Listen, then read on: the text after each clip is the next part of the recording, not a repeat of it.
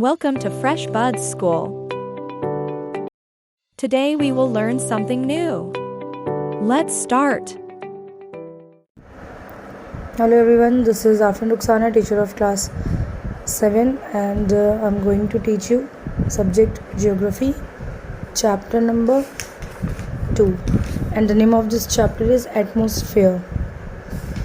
First of all, we have to know what is atmosphere. Okay, so look, the envelope of gases which surrounds the earth is called atmosphere. हमारे अर्थ के ऊपर बहुत सारे अलग अलग gases पाए जाते हैं जो एक साथ मिलकर एक लेयर ऑफ ब्लैंकेट बनाते हैं, ठीक है ना, जिसे हम एटमॉस्फेयर कहते हैं. हमारे एटमॉस्फेयर के ऊपर बहुत अलग अलग गैसेस पाए जाते हैं. Since the time of creation of our planet, जब हमारा प्लैनेट बना था, मेनी गैसेस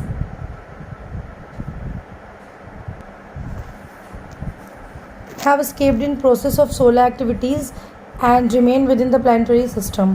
ठीक है, क्या हुआ था जब हमारा प्लैनेट बना था तो बहुत सारे ऐसे गैस थे जो गायब हो गए थे सोलर एक्टिविटीज़ से, ठीक है, और वो प्लानिटरी सिस्टम में आ गए थे. In due course of planet earth cool down, और जैसे जैसे टाइम जाता गया हमारा अर्थ क्या होने लगा, कूल डाउन होने लगा. Condensed and evolve as a mass, और वो सॉलिड मास बन गया जहाँ पर solid, liquid and gaseous matters existed in proportion, जो अपने प्रोपोर्शन के अकॉर्डिंग ये 3 फॉर्म्स में एग्जिस्ट ऑलरेडी करते हैं. The gases being free and light remain in the outer periphery of the planet. और क्या बोला कि प्लैनेट के आउटर पार्ट में जो ना गैसेस जो है वो काफ़ी ज़्यादा फ्री और लाइट होकर आराम से बाहर में वो जो है मूव अराउंड करने लगे. And eventually other gases escape through volcanic eruption, और कुछ गैसेस थे जो वोल्केनिक इरप्शन के साथ एस्केप्ड हो गए. एंड केमिकल रिएक्शंस भी with in the solid and liquid masses on the earth, और केमिकल रिएक्शन हमेशा सॉलिड एंड लिक्विड में होता है. Okay, and thus layer of gases were formed and arranged as per their mass, weight and density. और gases की जो layer है वो जो है अरेंज किए गए अपने मास, वेट और डेंसिटी, वो कितना एरिया कवर करते हैं, उनका मास कितना है और उनका वेट कितना है, उनके अकॉर्डिंग जो है वो गैसेस अरेंज हुए. Humans and animals inhale oxygen to live. ठीक है, जितने भी ह्यूमन्स और एनिमल्स होते हैं वो ऑक्सीजन को अंदर लेते हैं, सांस लेते हैं उसके ज़रिया, ठीक है. And on the other hand absorb carbon dioxide for photosynthesis. Plants का काम क्या होता है कि वो फोटोसिंथेसिस प्रोसेस के लिए कार्बन डाइऑक्साइड को एब्जॉर्ब करता है. नाइट्रोजन जो होता है वो किसी भी बॉडी स्ट्रक्चर को, लिविंग बीइंग को बिल्ड आउट करने के लिए नाइट्रोजन ज़्यादा यूज़ होता है. तो atmosphere as the rim of these gases life support to the planet Earth. इस तरीके से हम देखेंगे तो पूरे अर्थ में जितनी भी लाइफ एग्जिस्ट करती है ना, they need the main form and that is atmosphere. Okay, and the term atmosphere is compound word of atmos meaning air and sphere doing the rim of the earth. ठीक है ना. and the term atmosphere is compound word of atmos meaning air and sphere doing the rim of the earth. ठीक है ना. एक particular पूरे अर्थ में जो होते हैं पूरे एयर्स के जो लेयर्स होते हैं वो पाए जाते हैं तो उन्हें हम एटमॉस्फेयर कहते हैं. अब देखो कंपोजिशन ऑफ एटमॉस्फेयर. एटमॉस्फेयर में एक्चुअली में पाए क्या क्या जाते हैं. The air which we see around us a mixture of several gases. आसपास हम लोग अपने जो भी हवा को देखते हैं उनमें बहुत सारे अलग अलग गैसेस होते हैं. And the most abundant gas off found in the atmosphere is nitrogen. और सबसे ज़्यादा पाने वाले जो गैस होते हैं वो नाइट्रोजन होते हैं. नाइट्रोजन का परसेंटेज 78% होता है. ठीक है, और बेसिक एलिमेंट जितने भी होते हैं ना, बॉडी जितने भी लिविंग बीइंग के बॉडी कंस्ट्रक्ट करने के लिए जो मेन काम होता है वो नाइट्रोजन का ही होता है.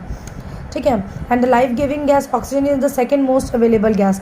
और सबसे ज़्यादा लाइफ गिविंग अगर चाहिए होता है, कोई भी लिविंग बीइंग को जीना है तो दे नीड ऑक्सीजन. तो oxygen is the life giving gas. Okay, and it constitutes almost 21% of it. Among the remaining, approximately 1% argon, 0.9% and carbon dioxide 0.04% are the two main gases. ठीक है, सबसे ज़्यादा amount जो 78% nitrogen है, 21% oxygen है, और rest जो है दूसरे गैसेज जो यहाँ पे ऑलरेडी मैंशनड है.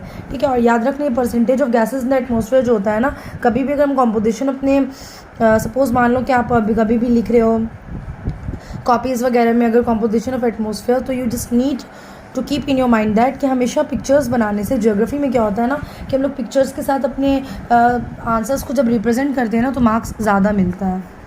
Okay, and oxygen is crucial for the survival of human being, as we know that कि ऑक्सीजन बहुत ज़रूरी होता है, एसेंशियल होता है ह्यूमन बीइंग के लिए। Animals, plants and other living organism, generally all living being inhale oxygen, जितने भी लिविंग बीइंग होते हैं वो ऑक्सीजन को सांस के जरिए अंदर लेते हैं और सांस के जरिए जो छोड़ते हैं वो कार्बन डाइऑक्साइड होता है। And carbon dioxide is used by the plants in photosynthesis. उसके अलावा ozone, methane, helium, hydrogen, neon, xenon and krypton are also present in a nominal percentage, ये भी अपने परसेंटेज में पाए जाते हैं एटमोसफेयर में। ठीक है, these gases are called trace element, इन्हें ट्रेस एलिमेंट्स भी बोला जाता है। देखो एटमॉस्फेयर जो होते हैं ना उनका स्ट्रक्चर कैसा होता है, कोई भी चीज़ जो बना होता है वो लाइकवाइज अगर देखें तो वो किसी न किसी लेयर्स के अकॉर्डिंग ही बना होता है। तो इस तरीके से हम लोग जब एटमॉस्फेयर के स्ट्रक्चर में आएंगे तो जितना भी एटमॉस्फेयर होता है ना that is not a like, एक जैसा नहीं होता है। We may move from the surface of the earth, हम लोग सर्फेस के ऊपर जैसे जैसे जाने लगते हैं एयर की क्वालिटीज़ चेंज होने लगती है।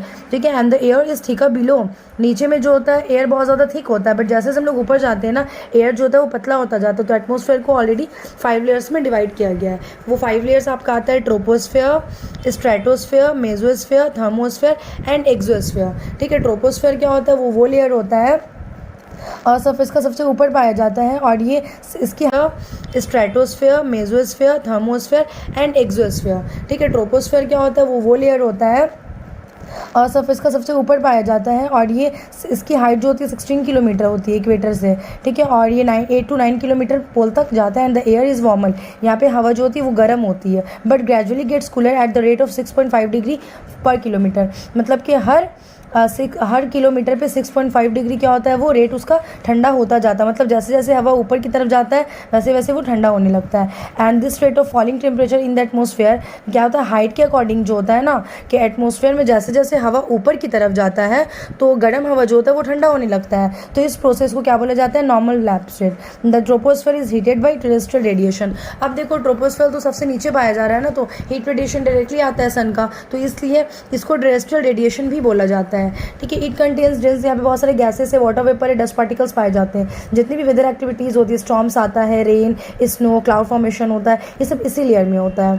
ठीक है, ये काफ़ी ज़्यादा थिक होता है इक्वेटर की तरफ और वर्टिकल सन रेज पड़ता है। Vertical mean like this, okay, मतलब ऐसे यहाँ पे सन है तो वर्टिकली जो है सन रेज यहाँ पे पहुँच रहा है। ठीक है, एंड सन इज फॉलिंग है, accelerate the rate of evaporation and fill the atmosphere with water vapour. अब जाहिर है कि अगर कोई भी जगह पे अगर हद से ज़्यादा सूरज की रोशनी पड़ती है तो वहाँ पे इवेपोरेशन ज़्यादा होता है, क्योंकि वो एरिया वहाँ का जो पानी होता है वो हीटअप होता है। तो अगर पानी जब गर्म होगा तो वो इवेपोरेट होता है, तो इसलिए वहाँ पे water vapour and cloud formation easily होता है। It is the only part of the atmosphere that supports life. ठीक है, एटमोसफेयर का यही एक पार्ट है ट्रोपोस्फेयर जहाँ पे लाइफ एग्जिस्ट करती है। ठीक है, at the outer boundary of this layer the temperature जो होता है बाहर की बाउंड्री में -58 डिग्री भी चला जाता है and it start rising again. This transition zone is, इसको ट्रोपोपाउस भी बोला जाता है। ठीक है, स्ट्रेटोस्फेयर क्या होता है, ये लेयर अब ये ट्रोपोस्फेयर के ठीक ऊपर पाया जाता है 15 किलोमीटर में। Unlike the troposphere the temperature in the stratosphere increases with altitude, जैसे जैसे ऊपर की तरफ जाते हैं इसमें भी टेम्परेचर बढ़ता है। This is because of the presence of ozone gas. किसकी वजह से होता है, ओजोन गैस की वजह से होता है। ओजोन एब्जॉर्ब द, ओजोन क्या करता है, वो जितने भी अल्ट्रावायलेट रेडिएशन होते हैं ना सन से आते हैं उसको वो एब्जॉर्ब कर लेता है। एंड स्ट्रेटोस्फेयर जो होता है वो हमेशा क्लियर और ड्राई होता है और यहाँ पे किसी भी तरीके का वेदर फिनोमिनल्स नहीं देखा जाता है, यहाँ पे सिर्फ स्ट्रॉन्ग विंड चलते हैं। Weather balloon which are sent to study atmospheric condition can travel into the stratosphere में weather balloons चलते क्यों चलते, ताकि atmospheric condition को स्टडी किया जाए। ठीक है, and it is even the best zone for flying jet planes वगैरह चलाने के लिए ये बहुत अच्छा होता है। Stratopause is the upper most boundary of this layer. From stratopause the temperature again start rising, यहाँ पे भी टेम्परेचर जो होता है रैपिडली बढ़ने लगता है। ठीक है, मेसोस्फेयर क्या होता है, ये भी बाउंड्री जो है स्ट्रेटोस्फेयर से 80 किलोमीटर तक या आगे एक्सटेंड करता है। ये लेयर बहुत ज़्यादा ठंडा होता है।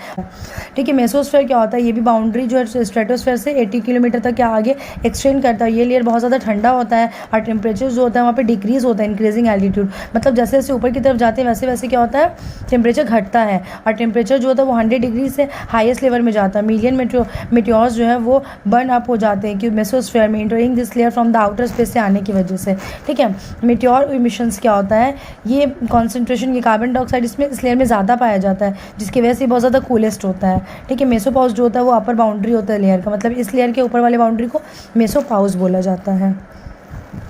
Thermosphere, above mesosphere is the thermosphere. The upper limit of this layer varies. ये 350 to 800 किलोमीटर तक अर्थ के ऊपर अबव पाए जाते हैं. ये सोलर रेडिएशन पर डिपेंड करते हैं. ये लेयर जो होता है यहाँ पे वही होता है. टेम्परेचर इंक्रीज होता है एल्टीट्यूड के साथ, and the temperature is so high that it can cross even, इतना ज़्यादा हाई होता है टेम्परेचर कि 1500 डिग्री भी क्रॉस कर देता है. और लोअर पोर्शन जो होता है थर्मोस्फेयर का वो 100 किलोमीटर से 400 किलोमीटर तो होता है, जिन्हें आयोनोस्फेयर भी कहा जाता है. क्यों? क्योंकि उसमें इलेक्ट्रिकली चार्ज पार्टिकल्स जो होते हैं ना, आयोन्स पाए जाते हैं, इसलिए इसे आयोनोस्फेयर कहा जाता है. ठीक है, ये रेडियो वेव्स हो गया अर्थ में जो होता है उसको रिफ्लेक्ट करता है ये with the help of the long distance communication के जरिए.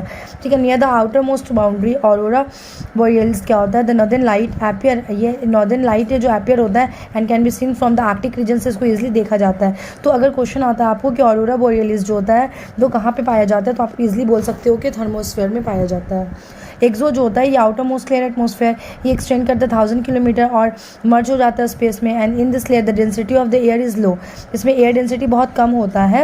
एंड द टेम्परेचर फ्लक्चुएट करता है 0 डिग्री से 1700 डिग्री में. और जितने भी ट्रेसेस एलिमेंट्स होते हैं ना, जैसे कि हेलियम, हाइड्रोजन, नियन, आर्गन, ये पाए जाते हैं विच फ्लोट अराउंड इनटू स्पेस, जो स्पेस में फ्लोट करते हैं. And the space shuttles and international space station that orbit around the earth install the outer periphery of this layer. ठीक है, तो यहाँ पे होता है आपका लेयर वो इतना all the layers of the and the structure of the atmosphere has been completed here. तो आज हम लोग यहाँ तक करते हैं, फिर नेक्स्ट क्लास में जो है मैं आप लोगों को ग्रीन हाउस इफेक्ट बताऊँगी. ओके,